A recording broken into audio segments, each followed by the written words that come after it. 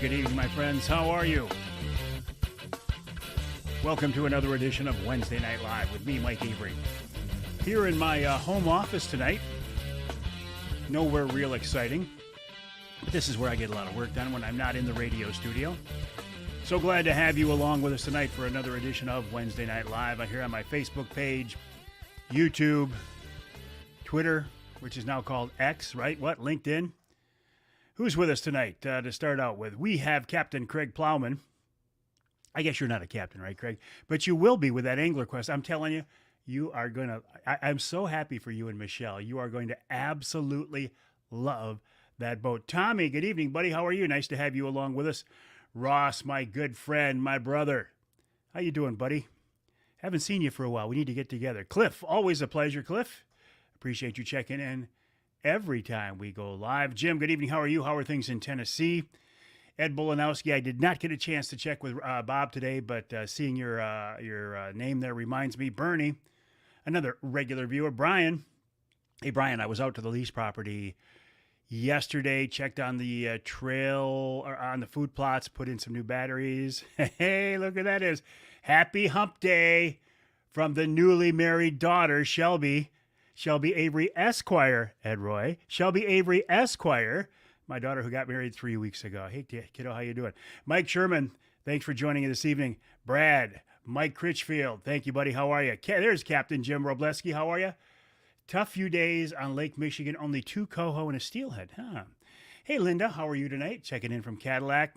Good evening, Michelle. How are you? Joe, nice to have you along with us. John, Art Lewis. Ladies and gentlemen, we are in the presence of greatness. Greatness, too. Art Lewis of WSGW. How you doing, buddy? Barry, hey, John, I saw the Instagram post of you shooting. You got to get ready. Did you get the latest email from Bill Piles? He sent it out today. What day is it? It's hump day. Actually, it's 3 days. My daughter Shelby bought, as a thank you for doing her wedding ceremony, she got us tickets in the big house, really nice seats for Saturday. I'm looking forward to that.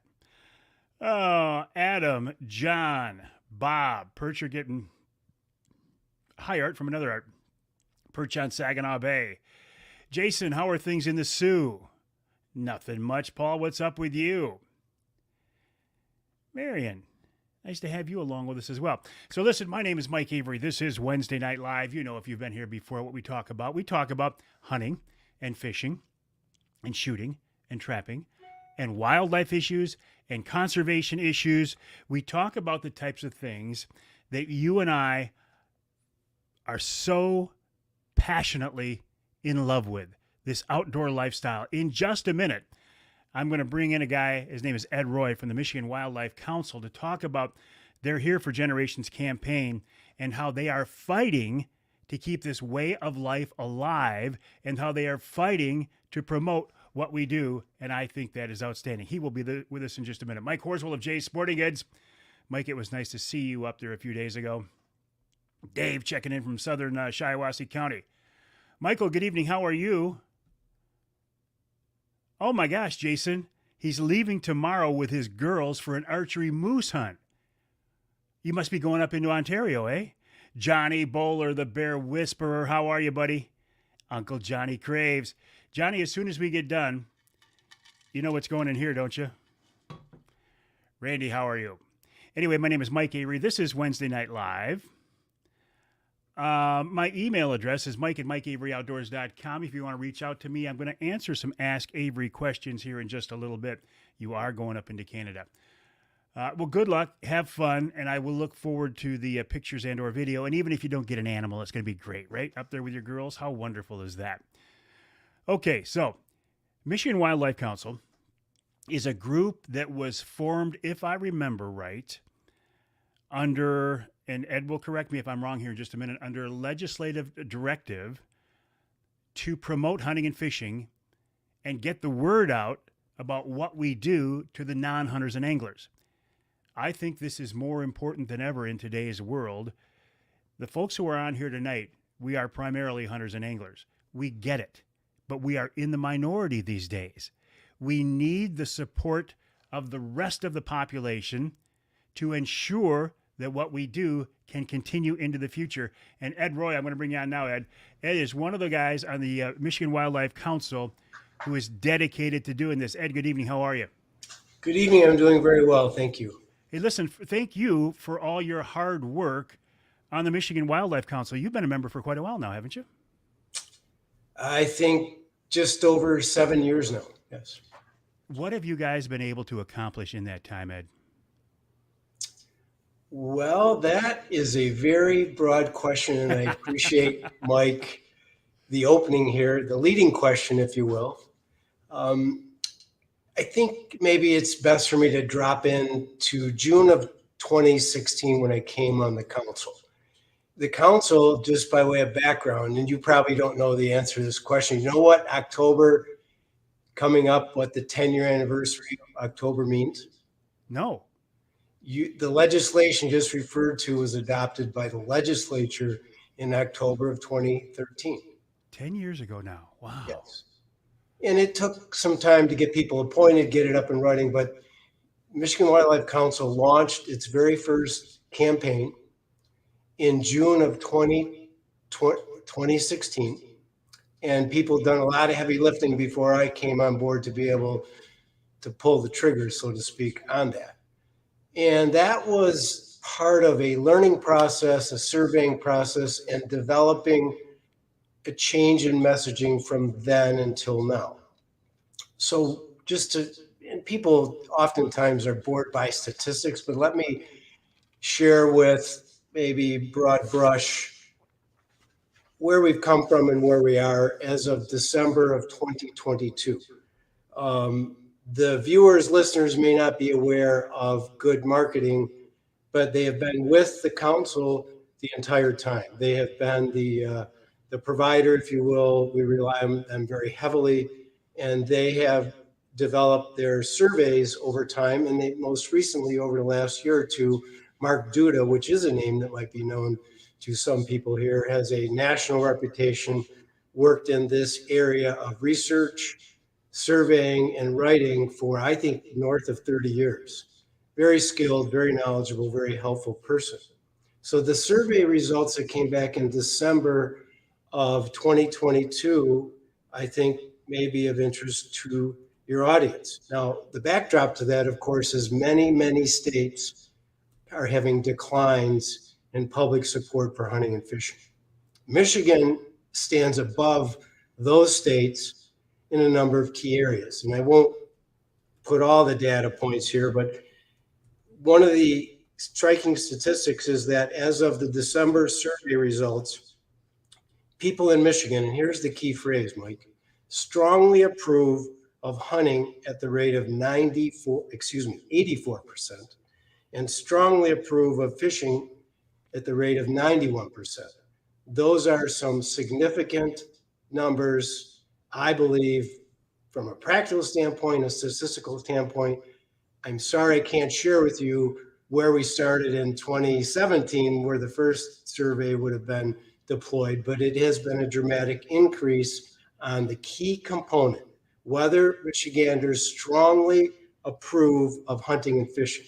So that's kind of an anchor point, I think, for tonight and moving forward. The other component, and I only have two that I think are meaningful for tonight's purposes, and this is something I think it goes to what you have stood for, what you believe in at a very deep level, and that is 89% of Michiganders agree that hunting and fishing is part of Michigan's culture and heritage. It's kind of a area that doesn't get a lot of airtime, if you will, media time, and from my chair, but I think probably it's an incredibly key underpinning to what the Wildlife Council is doing. And I hope your listeners agree. I really believe that. The other category that I hope is meaningful and helpful to your audience, because we hear about the economy. Unfortunately, we hear it maybe too much in the political arena. But I want to do a drop down for your audience, and that is that a significant number of people, and increased over time from 2016 to now, agree that the hunting and fishing industry contributes significant dollars to our economy. And I don't know that it matters what, and I want to say Michigan State did a published survey about 2 years ago where it was, I don't quote me, but I want to say it was something of $1 billion, but I could be wrong. But it was a very telling number by Michigan State, who has the resources and the expertise to have developed that report. You may remember it, Mike, and your audience may remember it. And also that the hunting and fishing industry creates a significant number of jobs, which that's a hand in glove kind of thing. If it's generating that kind of money in the economy, it has to create a significant number of jobs. So that's kind of my fine point. I hope I didn't overspeak it. I hope that's helpful. We got no broadcast restraints. We've got all the time we want. A couple of questions for you, Ed. And by the way, we're talking with Ed Roy of the Michigan Wildlife Council. I put the website up here right now, hereformioutdoors.org, hereformioutdoors.org. Ed, why the concentration primarily of getting the message out in primarily southeast Michigan and somewhat southwest Michigan? Why not put this message across the state? I think that is a two-pronged answer, Mike. If the objective is to increase to a strong support level for all residents of the state of Michigan, we need to take the message to the areas of the state that predominantly have either never hunted, never fished, and don't know anyone who hunts or fish, to engage those people to develop knowledge and understanding. And so, to coin a phrase from Jim Hamill, he might have borrowed it from somebody else, but he was a longtime member of the council, but he coined the phrase of moving the needle. And overarching this is we are trying to move the needle by increasing across many categories resident support of hunting and fishing. And there's some nuance to that and some drop downs, but we have to go primarily to southeast Michigan, secondarily to southwest Michigan, because other areas of the state, you have significant numbers of the population that hunt and fish. And by extension, people in those same areas, the northern half of the Lower Peninsula and the UP, know hunters and fishermen. So they have a little different, to use the technical term, there's a dramatic difference in the demographic. I get that. That makes complete sense. And that's probably the reason then why the messaging up to this point has been directed at the non-hunters and anglers, not the antis, but the non-hunters and anglers, because what, you figure us hunters and anglers, we're already on board. I got to believe that's the case, Ed?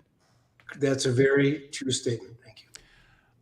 What about the future of this group now? I know it's been very successful. I see other states now, this started in Colorado, Michigan was second. Other states are now looking at doing this. Is there a concern as budgets and funding continue to get tighter in today's world that the funding could be pulled for this thing and this whole 10-year project now could be all for naught? The short answer is I certainly hope not. But you're asking me at some level to put on my political hat, and I do a lot of things well. I tell people often I am not good in the political arena, and I sometimes am shocked or surprised. Maybe I'm naive. I don't know. I have not followed much of, I should say it this way. I am unaware of any specific, my word, attacks on the Wildlife Council, what they're doing, the budget, and so on and so forth. I do know, just as a quick aside, Mike, that there may be some suggested amendments to the statute from back in 2013. Candidly, I've not studied that to be any more conversant. So I think change is inevitable. I have found in my short 64-year life that change typically is good, but you have to seize the opportunity to make it work for everyone. And again, I'm not I hope I'm not over talking it or dodging the No, question. no. That's 64, 64, you're a youngster. I've got you by 1 year, Ed. all right, very good. Now, what about the future here?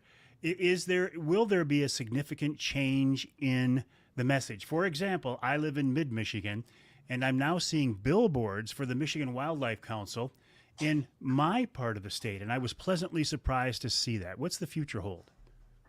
Well, a couple of new or modified approaches are happening.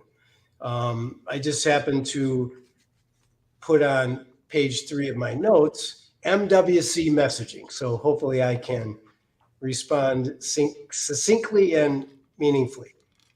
So the overall approach to the Michigan Wildlife Council is to have a layered and multifaceted approach to continue to gain support for those people who are not in the strongly approved category. And it primarily comes through social media, video, audio, streaming, and billboards. The takeaway, though, in terms of moving forward is here's a new example that just came to fruition, I think, here in the last 6 months. DeQuinder Cut in Detroit. The Michigan Wildlife Council is paired with, I believe, a conservation organization to advocate for wildlife management. And here's the new approach.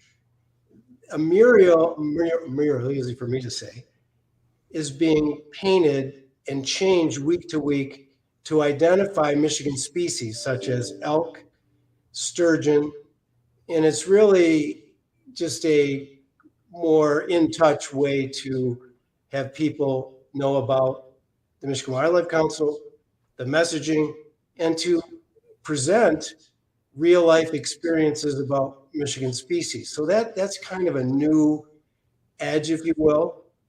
And, there can be, as in any media approach, you're going to have supporters and detractors. That is never going to go away.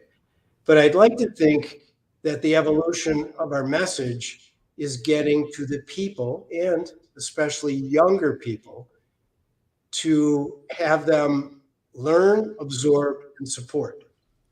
Taking the youthful piece a little further, there are 3 videos that the Wildlife Council has developed with good marketing that involve a younger lady named Annette, and now she has what has affectionately been referred to as Jackie, her intern.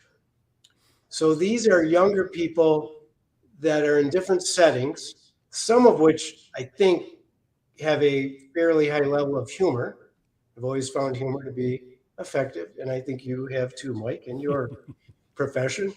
And I think that is going to be another step in this journey that modifies how the message is being delivered. Because as I think, maybe not your daughter, she's younger, I don't know about anyone else here, I am now becoming what I would say, not archaic, but I'm not the person absorbing directly the Wildlife Council's message because I'm electronically challenged. I'm not on Facebook. I'm not any of those things, to kind of dive on the sword. My affectionate way to describe it to my Wildlife Council members is I'm electronically challenged. I think I'm now also the oldest person on the Wildlife Council. And so I think going to younger people in the way that they receive messaging is really the next phase of the Wildlife Council's messaging. Well, it only makes sense because we face the same thing in the hunting and fishing world. We've got to get the next generation involved. I mean, it's just common sense, right, Ed? You've got to get the young people coming up involved. Real quick before I let you go, and again, I want to thank you for the work you've done in the council and what the council does. What's your involvement in the outdoors? You got involved in this somehow or for some reason. What's your passion? What do you like to do? Well, it's so gracious of you to ask because I wanted to share that I took a 2-week trip around Lake Superior with my wife, and we fished Lake Nipigon in Red Rock. And my wife, to her credit, caught the first fish and the biggest fish, as it should be, right? Of course. But I'm hoping next week to go to your direct answer to your question. I'm hoping to go bear hunting behind hounds in the Gwin Hunt area. I have a harvest tag. I don't really need to shoot another bear, but bear hunting, as your audience may very well know, is orienteering and steeplechase, the Olympic race, and it's not for everyone, but I like it. And it's a lot of fun. Listen, Ed Roy, I appreciate you joining us tonight on this edition of Wednesday Night Live. Again, everything the council's doing, I stand behind you guys, because I think you're on our side in a world that isn't always on our side today. I'll send people to the website here for mioutdoors.org, here for mioutdoors.org. And Ed, we'll have you or somebody else from the council on both the radio show and a future Wednesday Night Live coming up in the future. But I appreciate your time tonight. Thank you so much for having me. My pleasure. Ed Roy of the Michigan Wildlife Council, here for mioutdoors.org, here for mioutdoors.org. I really strongly support what these folks are doing. Now, a couple of follow-up questions. Somebody asked me, and I think it was Ed, said, does that mean a dove hunt vote would pass right now? Dove hunt will never get put up on the ballot again, Ed. I'm just telling you that right now. I am not a soothsayer. I am not a political pundit. But I will tell you this. From everybody I talk to, do not expect to see a dove hunt on the ballot here in Michigan again. Because you know why? Because we had it and we let it go. And thanks for bringing this up, Ed, because I can't think of any single issue that is more representative and a better example of why we need the Michigan Wildlife Council. Hunters even didn't support this. So, yeah. Anyway, Danny says, fabulous elk country Wolverine getting ready to do an RMEF habitat work project in the Pigeon River Forest. Excellent. What else do we have here? Kansas needs one. Okay. Craig says, we perform a function that cannot be purchased. Hands-on conservation. Very true. It is the hunters and anglers and shooters and trappers that fund conservation. Think about this. And it's not just buying your license. Of course, buying a license is important. Every time you buy a piece of hunting or fishing gear, some of that money also goes into habitat restoration and conservation, and it's good for the cause, right? So I don't want to get down on the non-consumptive outdoor users. And by non-consumptive, I have two ways of looking at it. Consumptive, hunters and anglers and trappers, which sometimes part of the experience is to harvest an animal. We all know that's not necessary to have a successful trip. And then I look at the non-consumptive users, the walkers, the bikers, the bird watchers, the sailors, and those are all great. Those are absolutely great activities. But they don't, for the most part, pay for conservation and wildlife and habitat restoration like we do. So thank you for bringing that up. What else have we got in here? Linda says, our future is in the younger wildlife sport participants. Absolutely. Bernie says, one of the best things I've learned this year is two of my granddaughters telling me they want to take hunter safety this year so they can go hunting too. That is outstanding. Johnny, you just had to bring up the wolves, didn't you, Johnny? Mike says, developing young minds is a tactic to help preserve and educate their generation, understand wildlife conservation. Absolutely it is. Patrick, myself and cousin got an invite from the former large predator specialist, Cody Norton. Cody is a good guy to run beagles and do a little rabbit hunting. Cody's a real nice guy. We were able to take a couple of rabbits. Now, I'm surprised that you're actually rabbit hunting this early in the year. Cody is also a very avid bear hunter. In fact, he took my advice and he went to White River, Ontario, Canada last year with Ron St. Louis of Northern Wilderness Bear Outfitters, and he shot a nice bear. Okay, hey, Joe, this is good.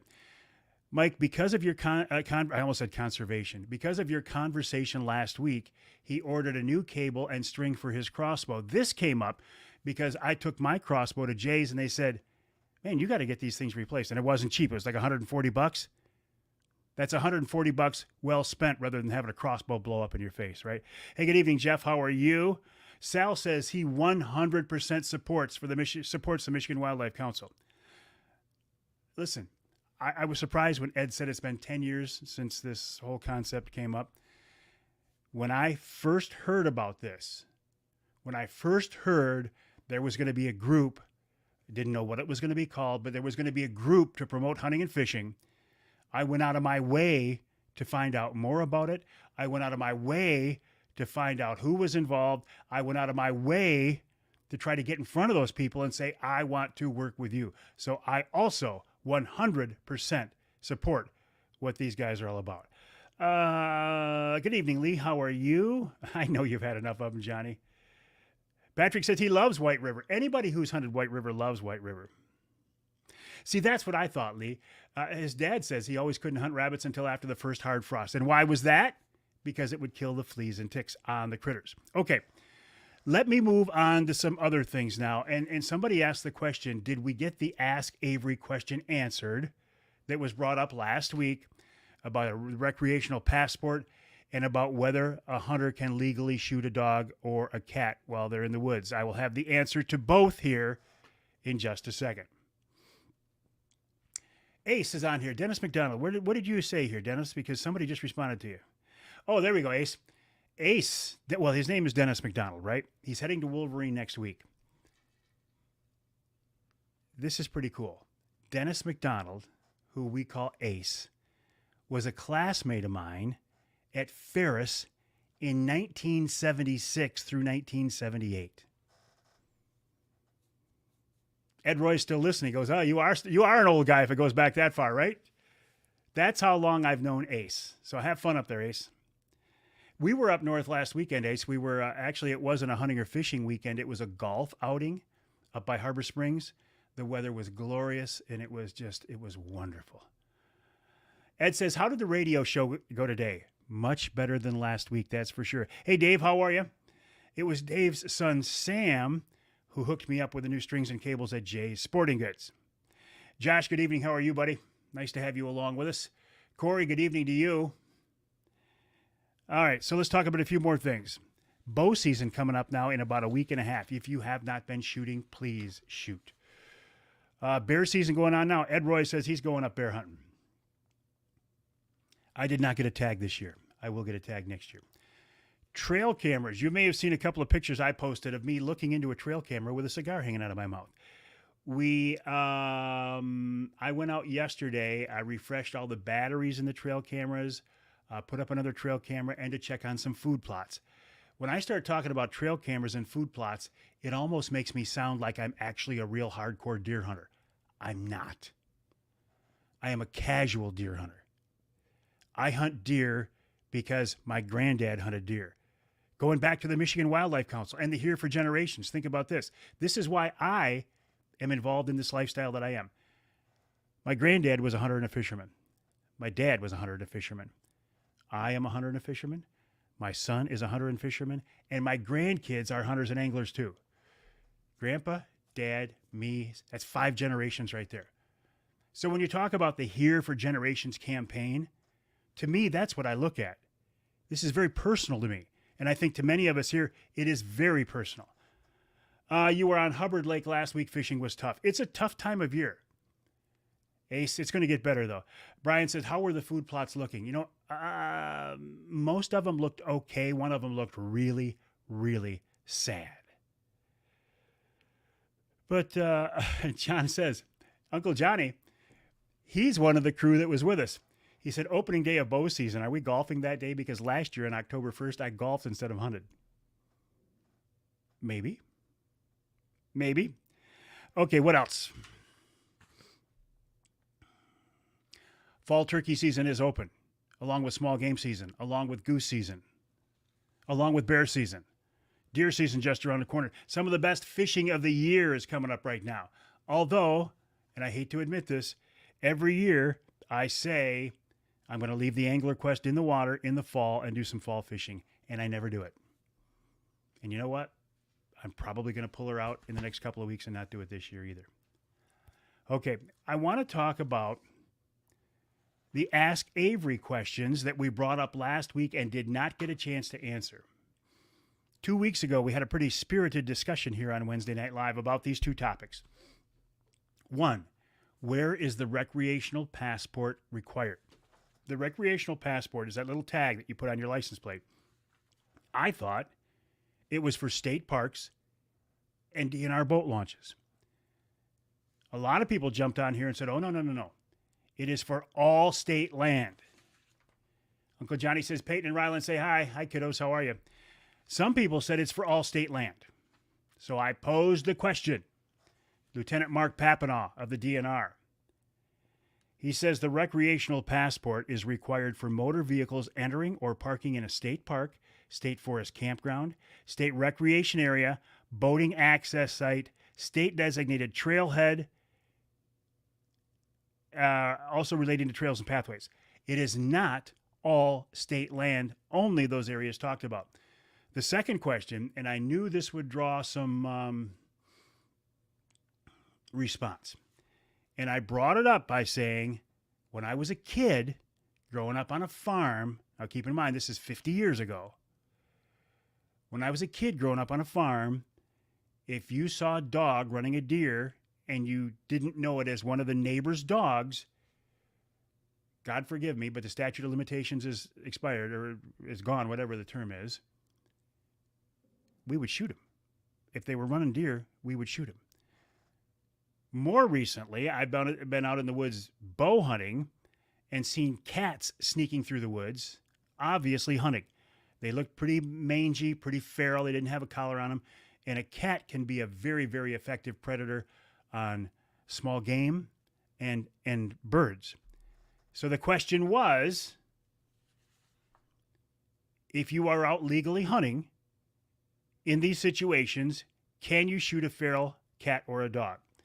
Again, according to Lieutenant Mark Papanaugh, under Michigan law, any person can kill a dog, but only if it's pursuing, worrying, or wounding livestock, poultry, or people.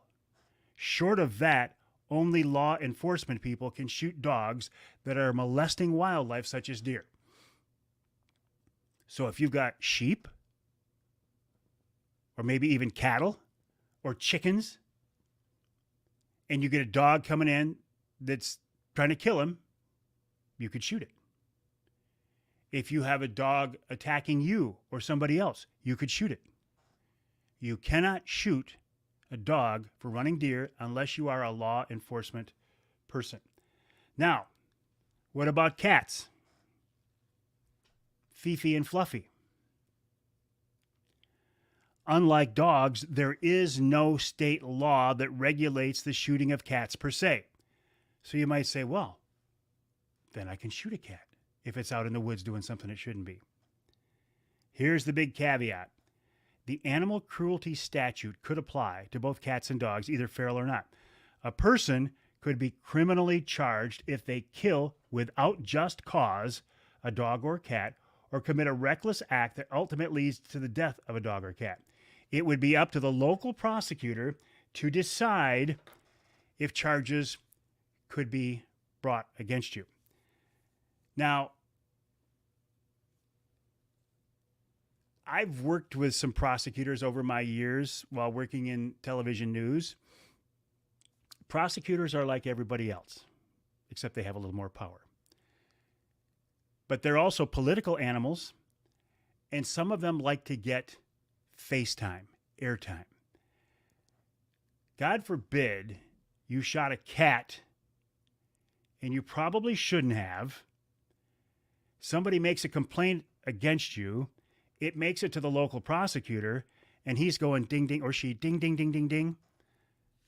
If I charge this person and then have a news conference about animal abuse, everybody loves cats and dogs. So I, the local prosecutor, can make some political points by charging this person with animal abuse.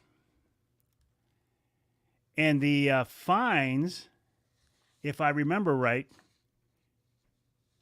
I think, I don't remember what they were. I'm no lawyer, so I'm not going to say so, but they were significant. So that's your answer to the two Ask Avery questions for last week.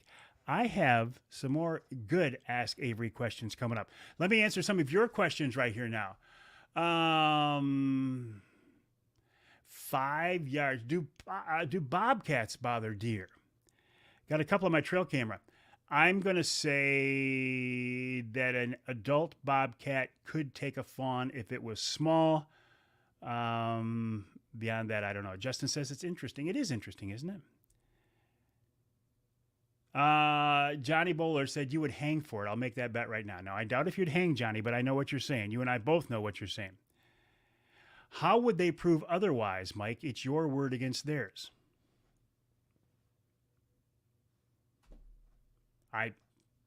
I wouldn't be willing to take that chance. Arlen, how are you this evening? Nice to have you along with us on this edition of Wednesday Night Live. Justin said it's pretty gray. What happened to 3 S's? Well, 2 S's. 3 S's refer to people who want to shoot wolves. Shoot, shovel, and shut up. I do not subscribe to that. I do not endorse that. I listen, if you hear me say that, it's because I'm talking against it. I think, I understand the hatred of wolves. We have too many in some parts of the Upper Peninsula, and we desperately need a wolf hunt, in my opinion. But also, in my opinion, going back to the Here for Generations campaign, part of that campaign, and I should have brought this up earlier, but I'll bring it up now.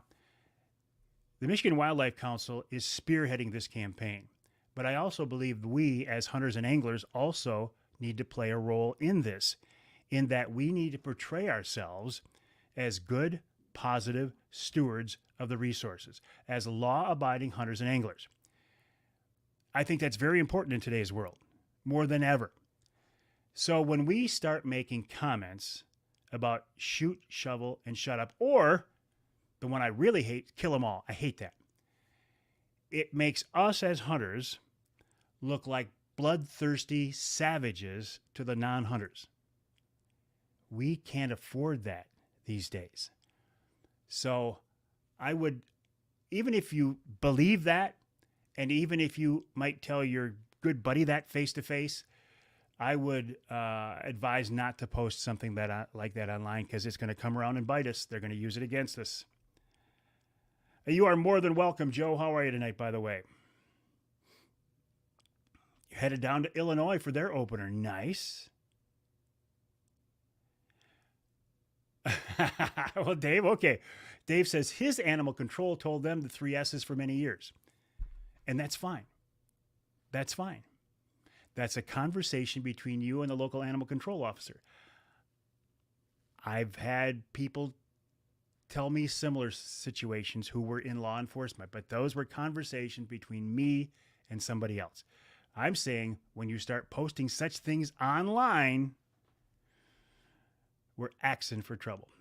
John ordered some Rec Expandables today. By the way, if you want to get a 15% discount on Michigan-made Rec Broadheads, go to the website, recbroadheads.com, recbroadheads.com. Use the promo code Avery15, Avery15, and you can save 15%.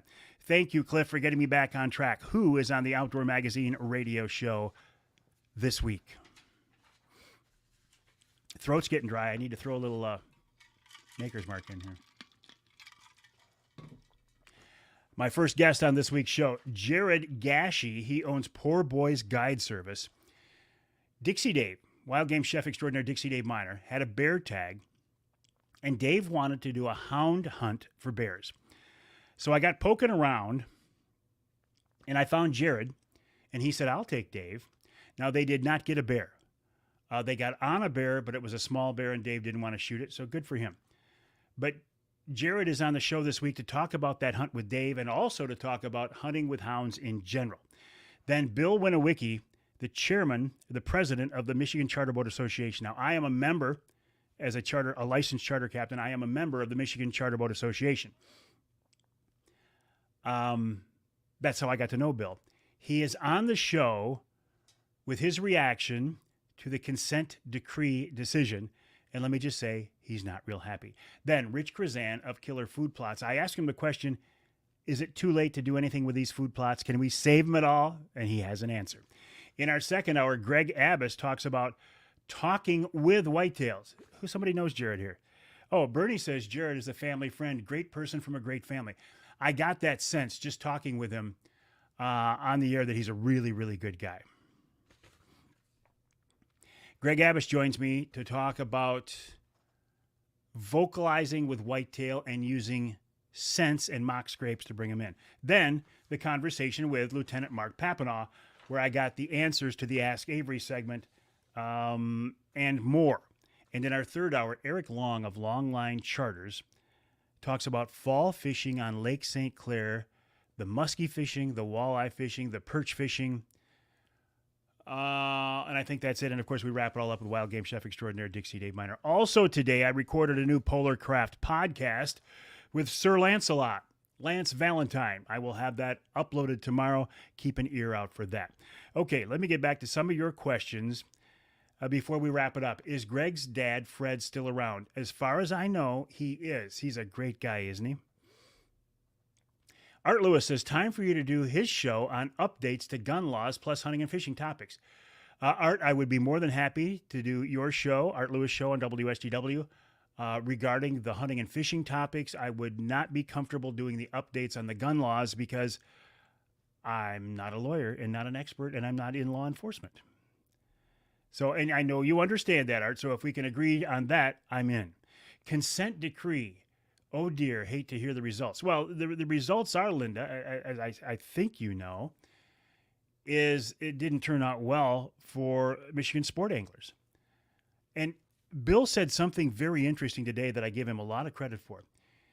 He said, I think it's time that we as sport anglers and charter captains need to try to mend this fight, if I can use that term, with the tribes.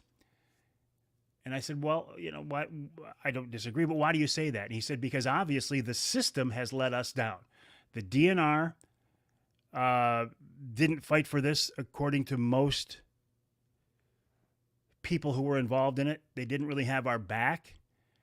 The courts didn't find in our favor.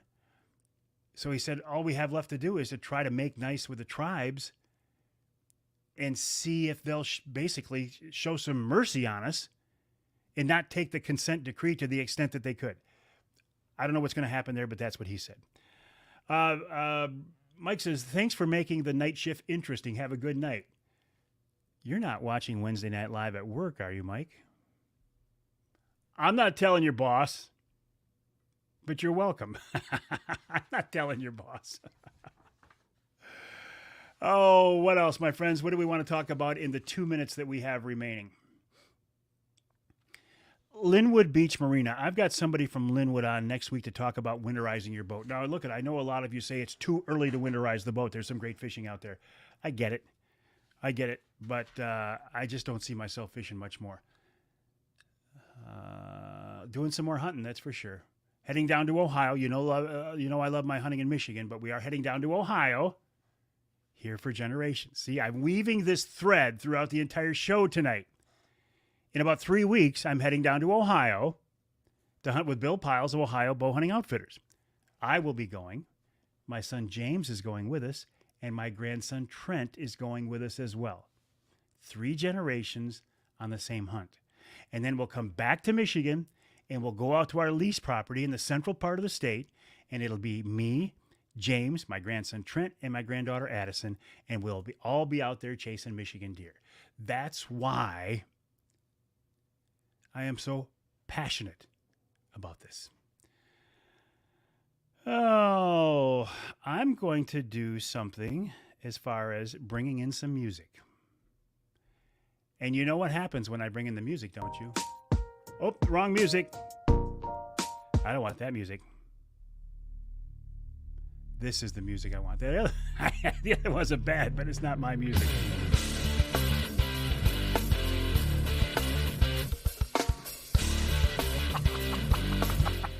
I don't know what that was. And it's a digital file. I don't know how it's slowed down like old audio tape.